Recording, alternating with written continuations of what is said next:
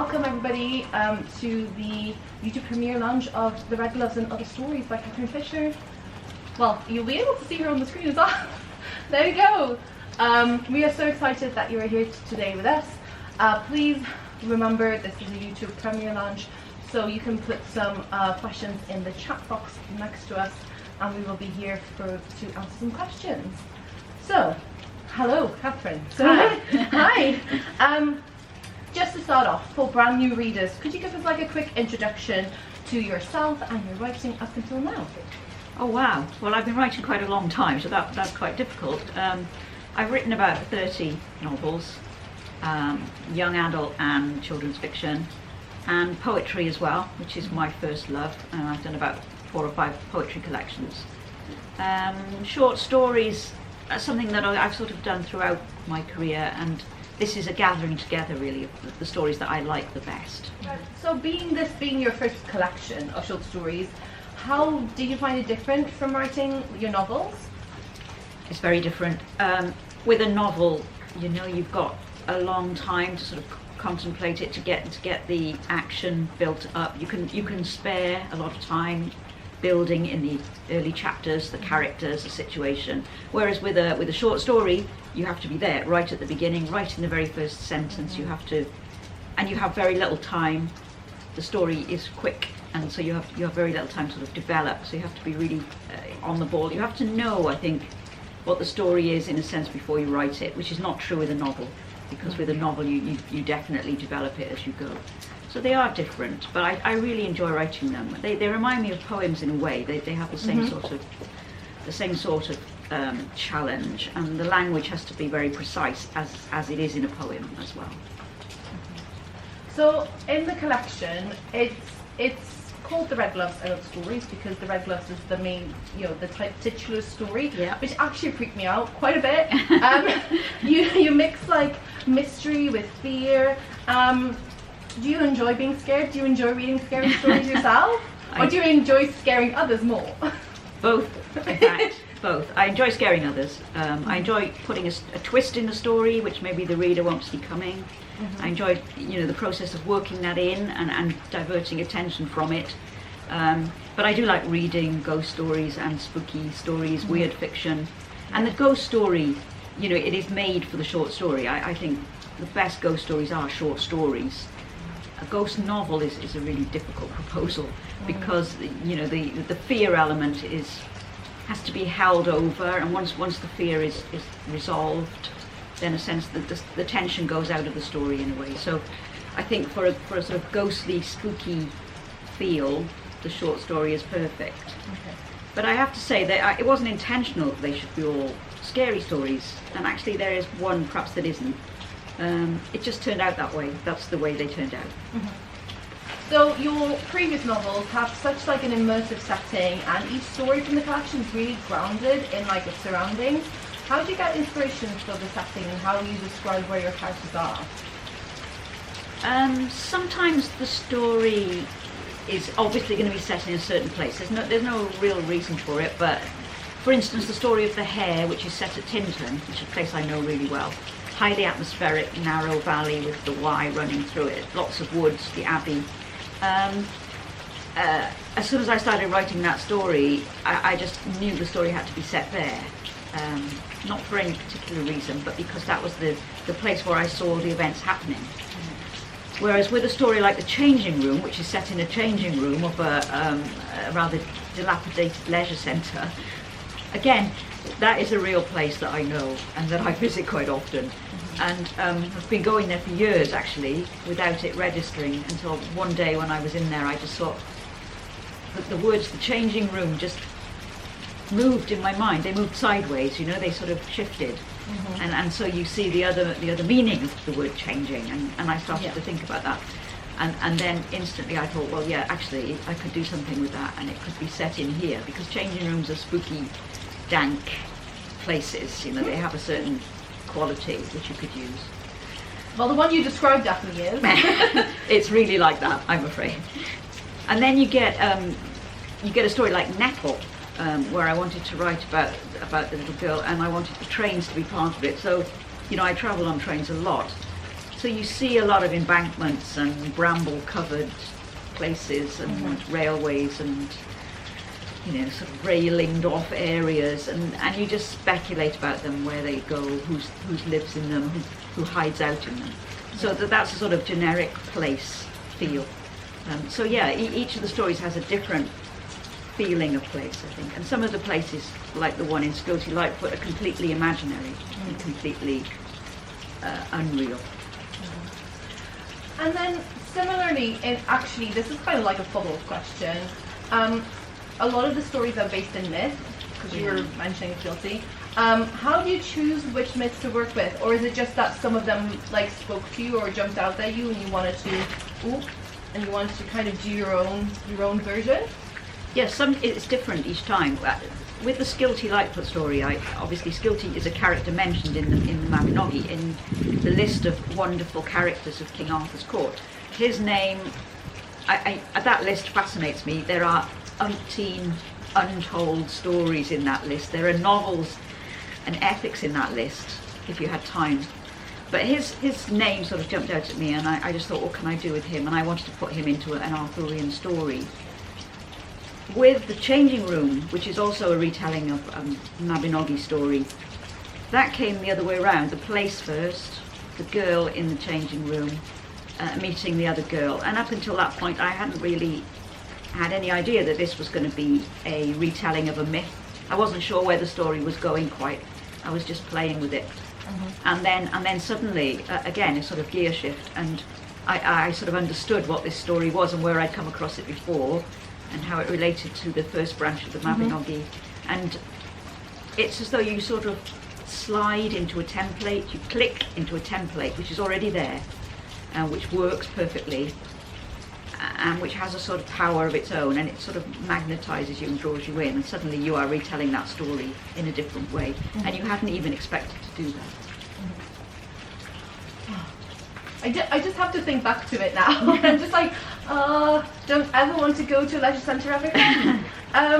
So with the Halloween season is kind of approaching pretty soon. Do you have any other spooky story recommendations, or any kind of favourites that you like yourself that you could recommend to us? Oh wow! Well, there are great ghost stories and spooky stories out there. I would recommend anything by Walter de la Mare, who was a master of the sinister story. He has a story called All Hallows, which is a fabulous story about a cathedral which is being taken over by the powers of evil. He has a story called Bad Company, about a man who meets another man in a train.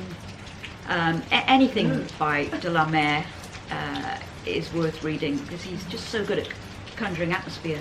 Then the master of the classic ghost stories, M.R. James, of course, or Whistle and I'll Come to You, My Lad, is such a scary story. You will never feel happy staying in a room with two beds ever again.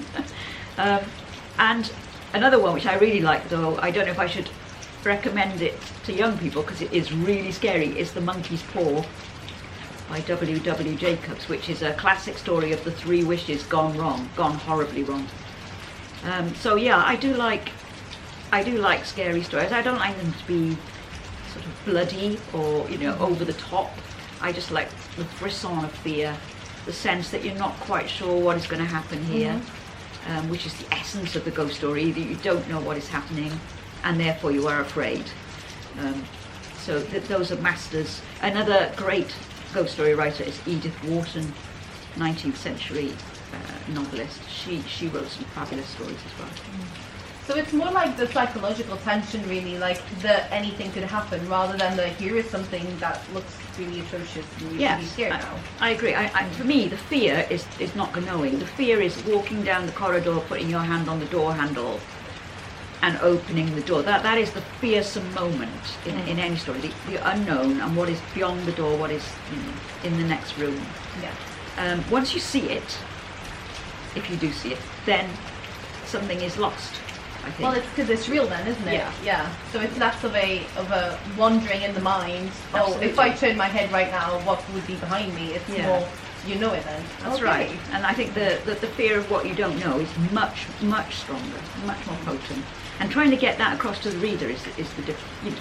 You have to. The reader has to be really in the mind of the child or the character and really afraid of what's going to happen to them. You have to care. Yeah. See, I'm a wuss, personally. I am. I will hold up my hand. We're kind of coming to our last question, and then you're going to do a short reading for us, which I'm really excited about. So you have extensive experience lecturing and doing workshops and talks for young people. And I was wondering, what is the best writing advice that you've received as a writer? That's quite tricky, really, because you get good advice, I suppose. I think to start straight away, start with something happening, start with somebody talking or an event already underway, and not spending time explaining. Explaining is out, really, especially in a short story. You have to immediately start the action, and I think that's really important. When I look at writing, which is submitted for competitions and things, this is always the main fault with people, that they spend too much time setting up the scene instead of instantly starting the story.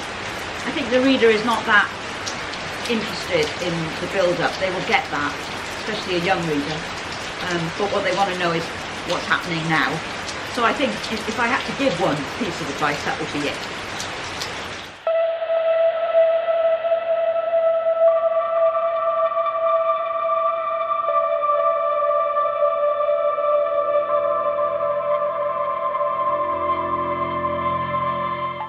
This is a reading from one of the stories in The Red Gloves and Other Stories, and the story is The Mirror. Daniel is a boy whose friend Michael, he used to be his friend, is now no longer his friend. But also in his house, an old house where he lives with his mum and an elderly lady, there is a mirror. And Daniel has started to see something in the mirror, which is gradually getting bigger, and he realises that it's a bird. The bird had grown. He looked at it as soon as he came in from school, and after he dumped his coat and bag, he came back and stared at it again. It was closer than this morning. The wings had moved too, spread flat now, taking up nearly the width of the mirror. From one angle, it might just be a trick of the light, but face on he could see it clearly, the bird's white feathers, its dark eye and open beak. It was coming towards him. He took a step back into a patch of sun. It's not possible. Daniel! The sudden call made his heart thump. He turned and went into the sitting room. Mrs. Paulson had moved her wheelchair to the window. She sat with her small hands lying on the tapestry frame. I thought it was you. Would you mind opening the window just a bit? He came over and tugged it up, the breeze lifting the faded soap flowers on the table. Then he said, Mrs. P, that mirror in the hall. How old is it?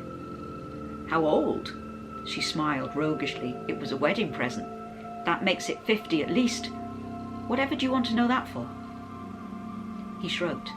Have you ever noticed anything odd about it? Odd? Sort of things in it that aren't. Mrs. Paulson turned and looked at him. Then she said, wheel me out there, Daniel, this minute. He did, taking care to avoid the door frame, and as they came to a halt in front of the mirror, his mother let herself in through the front door and joined them. Why are we all looking at ourselves? We're looking at the mirror, Daniel muttered, feeling foolish. Mrs. Paulson shook her head. I can't see anything odd. Neither can I. Not now. His own face stared at him. He scowled at it, annoyed. But by bedtime, the bird was back. It was huge, filling the mirror, its head pressed sideways against the glass as if in panic, the small black eyes wide. Frozen, it hung there, and he could see nothing but the trapped bird, its downy feathers, each barb clear. It was trying to get out. He watched his own dark shadow reflected over it, and a shudder of fear ran down his back, so that he raced upstairs away from it, leaving it behind. In his pyjamas he sat on the bed thinking. No one else had seen it. That didn't mean it wasn't real. It was an image, something that had maybe happened long ago, The mirror had preserved it like a slowed-down film. For an hour he lay in bed staring at the wall, unable to sleep. He heard his mother come up quietly and the door of her room shut. The light went out. Darkness closed on him. The old house creaked and shifted, and outside a light rain pattered on the windows. He lay still, tense, as if every nerve was strained, waiting for something. He didn't know what he was waiting for until he heard it. Fluttering. It was soft and crisp far below. The horrible, soft scuttering of stiff feathers, of a beak and claws, scrabbling, tapping, the thump of its wings. He stood it for about 10 minutes. When he sat up, he was sweating and cold all at once. He pulled on his dressing gown and went out quietly onto the attic landing in his bare feet. Up here the carpet was old, worn to holes. He crept down the narrow staircase to the wide landing of the first floor, where the furniture was dark and portraits of Mrs. Paulson's family looked at him disapprovingly. At the bottom was the mirror. He could see it from up here in the shadows of the hall, one edge of its frame glinting in the lamplight from the street. The hall was dark. Something bumped and fluttered down there. He came down the stairs one at a time. On the last he paused, the brass stair rod icy against his heel, the carpet soft and warm and thick. Then he came round and faced the mirror. The bird was moving. It fluttered desperately against the glass, the scrabble of its tiny claws loud. It was so close now that he couldn't see it all. The edges of its wings were beyond the sides of the frame. It beat and flapped in a wild, mindless panic. He put his hands up, but the glass was smooth and hard. The frame fitted close. He tried to squeeze his fingernails in, then gripped the sides tight in frustration. The bird would kill itself. Perhaps it had killed itself. He stepped back. "Come on," he whispered, his voice fierce and loud. "Come on, come out. You can do it. Come out." The bird fluttered and beat towards him, became bigger. Its great chest filled the mirror. He saw every barb and feather huge and close as it struggled and fought to be free. And then, instantly, it was gone. The mirror was empty. Daniel stared at his own face. For a moment he was still, and then he felt, deep inside himself, something move. Something that fluttered and beat. With a gasp, he put both hands up to his chest in the darkness. Tiny tingles of restlessness surged inside him, a fast heartbeat pulsing feverishly. Rigid with shock, he stood looking at himself, the dark shadows of his eyes. The bird was out. The bird was in him.